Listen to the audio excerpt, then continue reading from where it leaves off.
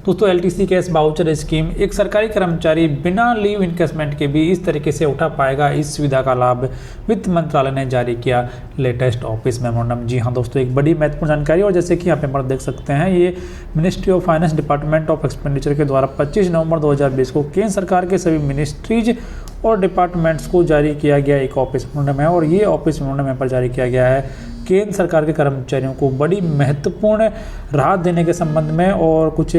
Frequently asked questions का जवाब भी यहाँ पर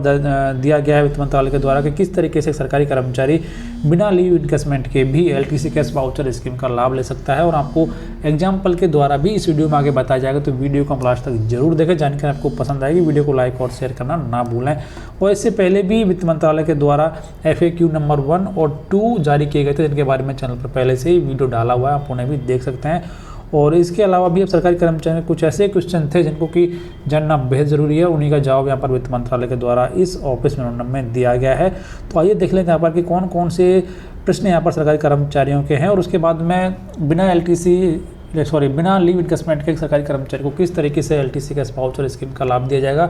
यानी कि कितना पैसा उसे यहाँ पर मिलेगा, इसके बारे में भी आपको बताया जाएगा। तो वीडियो का लास्ट तक देखते रहें। तो सबसे पहले यहाँ पर जो क्वेश्चन है यहाँ पर कि यदि एक सरकारी कर्मचारी जिसके खाते में कि सफिशिएंट लीव हैं, उसके बाद में भी यदि वो बिना लीव इनकेसमेंट के इस स्कीम का फ़ायदा लेना चाहता है, तो क्या वो ले सकता है या फिर नहीं। तो इसका जवाब यहाँ पर दिया गया कि एक सरकारी कर्मचारी बिना लीव इनकेसमेंट के भी, चाहे उसके अकाउंट में कितनी भी लीव हो, तब भी वो इस सुविधा का लाभ ले सकता है। और कुछ ऐसे कर्मचारी भी हैं जिन्होंने कि अपने सर्विस में 6 टाइम्स लीव इनकेसमेंट ले लिया है, तो वो भी यहाँ पर बिना लीव इनकेसमेंट के इस सुविधा का लाभ ले सकते हैं। यानी कि जो लीव इनकेसमेंट है वो ऑप्शनल है, लीव इनकेसमेंट कंपलसरी यहाँ पर नहीं है। तो अब एक सरकारी कर्मचारी चाहे उसके अकाउंट में कितनी ही लीव है और चाहे उसने एक बार भी लीव इनकेसमेंट नहीं लिया है, तब भी वो इस सुविधा का लाभ ले सकता है। तो ये एक बड़ी ही महत्वपूर्ण जानकारी, क्योंकि बहुत सारे कर्मचारियों का ये डाउट था, ये डाउट भी यहाँ पर वित्त मंत्रालय के द्वारा कर दिया गया है। उसके बाद में यहाँ पर कहा गया कि यदि एक सरकारी कर्मचारी सिर्फ वो डीम्ड एलटीसी फेयर को ही क्लेम करता है बिना लीव इनकेसमेंट के, और वो जो पैसा है वो 3 टाइम से कम खर्च करता है, तो किस तरीके से उसका जो रिम्बर्समेंट है उसे रेगुलराइज किया जाएगा और कितना यहाँ पर पैसा एक सरकारी कर्मचारी को दिया जाएगा। तो यहाँ पर कहा गया है कि जो रिम्बर्समेंट है वो इस केस में प्रो राटा बेसिस पर होगा। और इसके संबंध में एक एग्जांपल भी यहाँ पर दिया गया है कि सरकारी कर्मचारी बाई एयर यदि सिर्फ एलटीसी फेयर क्लेम करता है डीम्ड फेयर, और बाई ट्रेन भी यदि वो एलटीसी डीम्ड फेयर क्लेम करता है, तो किस तरीके से एलटीसी रिम्बर्समेंट यहाँ पर रेगुलराइज किया जाएगा, इसके बारे में आपको इस वीडियो में आगे बताया जाएगा, तो वो भी आप जरूर देखें। उसके बाद में यहाँ पर कहा गया है क्या एक सरकारी कर्मचारी लीव इनकेसमेंट लेना चाहता है, तो क्या वो 10 दिन से कम का लीव इनकेसमेंट यहाँ पर ले सकता है। तो यहाँ पर कहा गया है कि ऐसा नहीं हो सकता, क्योंकि जो लीव इनकेसमेंट है वो कम से कम 10 दिन का एलटीसी रूल्स में है। तो उसी रूल के अनुसार एक सरकारी कर्मचारी को जो कि यदि लीव इनकेसमेंट लेना चाहता है तो 10 दिन का लीव इनकेसमेंट लेना जरूरी है। नेक्स्ट यहाँ पर यदि सरकारी कर्मचारी ने कोई LIC की पॉलिसी ली हुई है, फिर कोई इंश्योरेंस पॉलिसी ली हुई है, उसका पेमेंट वो इस पॉलिसी से यानी इस पैसे के तहत कर सकता है या फिर नहीं कर सकता, यानी कि इस स्कीम का जो पैसा है उसका यूज एक सरकारी कर्मचारी LIC या फिर किसी अन्य प्रीमियम पॉलिसी का प्रीमियम पेमेंट करने के लिए कर सकता है या फिर नहीं कर सकता। यहाँ पर कहा गया है कि 12 अक्टूबर 2020 से पहले की जो पॉलिसीज हैं उनका प्रीमियम पेमेंट करने के लिए इसका यूज नहीं कर सकते। लेकिन यदि कोई सरकारी कर्मचारी 12 अक्टूबर 2020 और 31 मार्च 2021 के बीच में किसी भी प्रकार की पॉलिसी के पेमेंट के लिए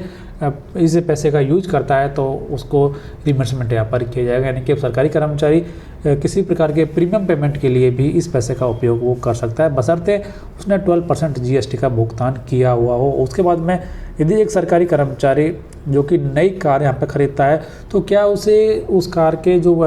पेमेंट बिल्स हैं, ओरिजिनल बिल्स हैं, वो सबमिट करना जरूरी है। यहाँ पर कहा है कि ऐसा जरूरी नहीं है। एक सरकारी कर्मचारी के पास में सेल्फ अटेस्टेड जो फोटोकॉपी हैं बिल्स की वो सबमिट कर सकता है, लेकिन यदि ऑफिस के द्वारा वो मांगे जाते हैं तो उन्हें इन्फॉर्मेशन के लिए प्रोड्यूस भी करना पड़ सकता है, लेकिन ऐसा कंपलसरी नहीं है। उसके बाद में यदि सरकारी कर्मचारी जो कि 31 दिसंबर 2020 को ही रिटायर हो जाता है, तो क्या वो भी बिल सबमिट यानी क्या वो भी 31 मार्च 2021 तक बिल सबमिट कर सकता है या फिर नहीं। तो यहाँ पर कहा गया कि देखो सरकारी कर्मचारी जब रिटायर होता है तो उससे पहले सारे जो बिल है वो सेटल हो जाने चाहिए। उनको यहाँ पर 31 मार्च 2021 तक का टाइम नहीं दिया गया है, यानी कि चाहे कोई जनवरी के महीने में हो रहा हो या फिर फरवरी के महीने में हो रहा हो, जिस डेट उनकी जो डेट ऑफ सुपरएनुएशन है उससे पहले सारे बिल सेटल हो जाने चाहिए। तो ये कुछ 6 महत्वपूर्ण FAQ, और उसके बाद में अब यहाँ पर देख लेते हैं कि एक सरकारी कर्मचारी को कितने रुपए का लीव इनकेसमेंट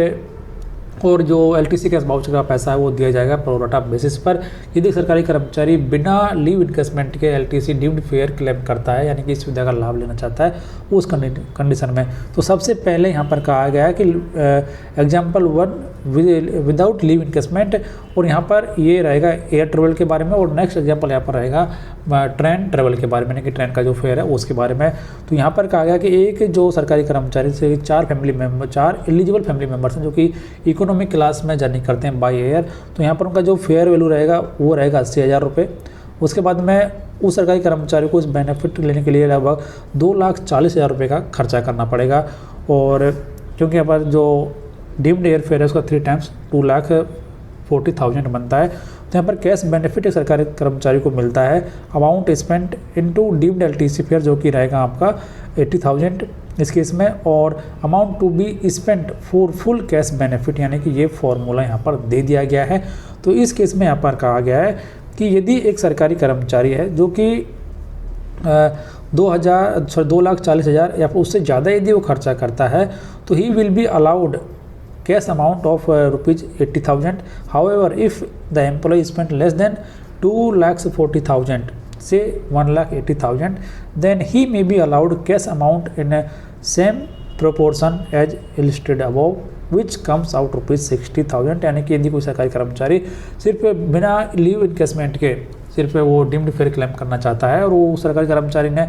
2,40,000 की बजाय 1,80,000 रुपये खर्च किए हैं, तो उस सरकारी कर्मचारी को यहाँ पर 80,000 रुपये का डीम्ड LTC जो फेयर है वो यहाँ पर दिया जाएगा, ना कि उस सरकारी कर्मचारी को 80,000 रुपये का फ़ायदा नहीं होगा। उस सरकारी कर्मचारी को 60,000 रुपये का ही यहाँ पर रिमर्समेंट किया जाएगा बिना लीव इन्वेस्टमेंट के। तो ये पहला एग्जाम्पल। उसके बाद दूसरा एग्जाम्पल यहाँ पर है कि एक सरकारी कर्मचारी बिना लीव इन्वेस्टमेंट के ही बाई ट्रेन जर्नी करता है 4 फैमिली मेम्बर्स के लिए, तो यहाँ पर जो फेयर वैल्यू रहेगा वो हो जाएगा 24,000 रुपये। उसके बाद में उस सरकारी कर्मचारी को पूरा कैश बेनिफिट लेने के लिए 72,000 रुपये खर्च करना पड़ेंगे, यानी कि जो फेयर है उसका 3 टाइम्स तो होता है 72,000 रुपये। फिर जो कैश बेनिफिट मिलेगा यहाँ पर सेम फॉर्मूला रहेगा, और यहाँ पर उस सरकारी कर्मचारी को जो कैश बेनिफिट है वो बनता है 72,000 रुपये। और मान लीजिए कि वो सरकारी कर्मचारी यहाँ पर यदि उसे पूरा बेनिफिट लेना है तो लगभग उसे 72,000 रुपये खर्च करने पड़ेंगे। यदि वो सरकारी कर्मचारी मान लो कि 72,000 रुपये खर्च नहीं करता है और वो सरकारी कर्मचारी यहाँ पर